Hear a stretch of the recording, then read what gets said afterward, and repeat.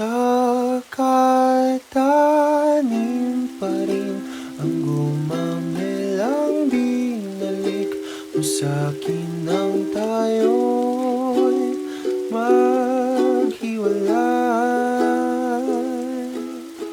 Ito'y katulad ng damdamin ko kahit buhusan mo na